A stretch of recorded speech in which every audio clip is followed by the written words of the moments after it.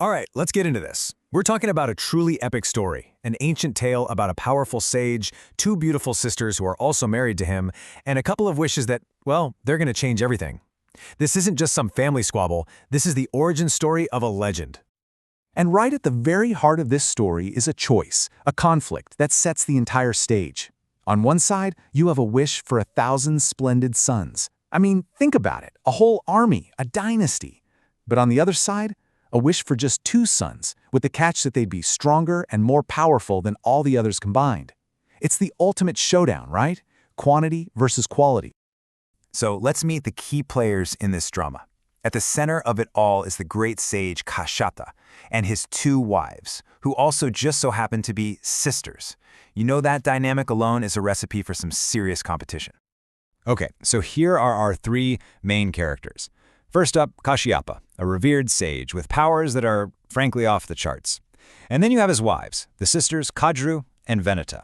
They're both described as incredibly beautiful, but as we're about to find out, they want very, very different things out of life. And this is the moment where everything kicks into high gear. Kashyapa, being really happy with his wives, offers each of them a powerful boon, basically a divinely granted wish. You know, anything your heart desires. A simple sibling rivalry is about to get supercharged with some real cosmic consequences. So, with the power to ask for literally anything, we get to see what they truly want. The choices that Kadru and Vinata are about to make won't just define their own futures, but the destinies of all of their children. And here they are, the wishes themselves. Kadru goes first. She asks for 1,000 Naga sons. These are divine serpents, and she wants them all to be equally magnificent. She's choosing strength in numbers. Vinata, though, she makes a much sharper request. She wants just 2 sons, but with one massive condition. They have to be stronger, greater, and more powerful than all 1,000 of her sister's kids. And just like that, the rivalry is official. The sage Kashyapa basically says, "Your wish is my command." He grants both requests, and boom, what was just a desire is now a physical reality. Kadru produces 1,000 eggs, and Vinata, true to her word, produces just 2. Now the great incubation and the great wait begins. So now we enter this period of just immense suspense. The eggs are there, but motherhood isn't instant. The wait is going to be incredibly long, and for one of these sisters, it's going to prove to be just too much to handle. And get a load of this timeline. 500 years go by. I'm not kidding, 500 years. Then the big day arrives for Kadru. Her 1,000 eggs start to crack open, and out come her 1,000 amazing serpent sons. But for Vinata, nothing, just silence. Her 2 eggs are still completely unhatched. Can you just picture that scene? Kadru is overjoyed, she's surrounded by this huge, magnificent family, and Vinata is left totally alone, watching her sister's happiness, her own hope just fading away, getting eaten up by jealousy as she stares at her own silent, still eggs. This was her breaking point. And in a moment of just tragic impatience, she does the one thing she shouldn't have. She just can't take it anymore. She takes one of her 2 precious eggs and cracks it open herself, desperate to see the powerful son that she was promised.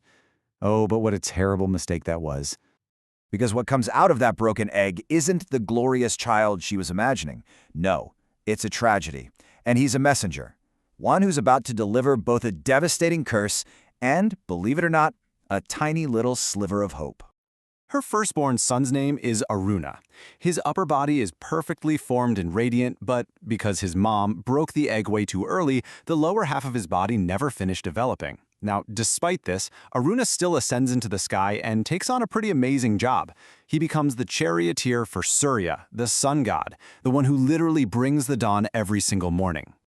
But before he leaves, Aruna turns to his mother, and he lays a terrible curse on her for her impatience. He tells her, "Because of what you did, you are now fated to become a slave." I mean, imagine the horror. The one thing she wanted, a superior son, has led directly to her own enslavement.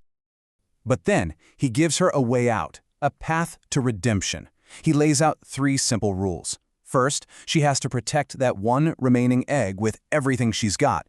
Second, and this is the hard part, she has to wait again, this time for another 500 years. And if she can do that, the son inside that second egg, he'll be the one to finally set her free. And so the second long wait begins. Vinata, totally humbled and finally patient, guards her single remaining hope. This is it. This is the moment the entire story has been building towards, the hatching of a true, bona fide legend. And just to really hammer home how much patience this took, another 500 years tick by. So we're at a grand total of 1,000 years since her wish was first granted. But Vinata's wait is finally about to pay off. And then it happens. The second egg bursts open, and from it emerges the magnificent Garuda. He's everything Vinata ever wished for, and so much more. He's powerful, he's brilliant, he's the lord of all birds. But he's also given another title, one ordained by the creator himself, the great serpent-eater. And that brings us to the final, brilliant twist. Think about it. Vinata's wish came true. Her son, Garuda, is destined to be the great eater of serpents. But who are his 1,000 cousins? They're Kadru's splendid Naga sons, the divine serpents.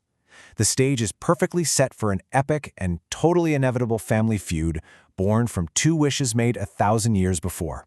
So, what do you think happens next?